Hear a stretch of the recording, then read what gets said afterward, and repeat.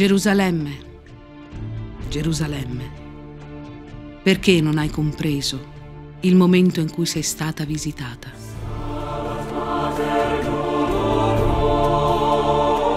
Gesù è l'uomo mandato da Dio!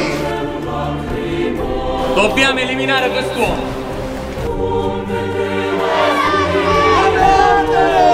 Tu sei il re!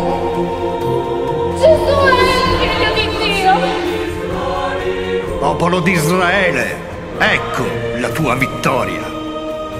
Ecco il nostro Dio.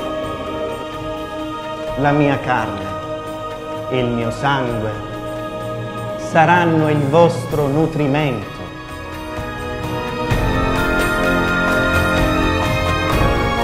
Perché non c'è un amore più grande nel dare la vita per la salvezza di un amico.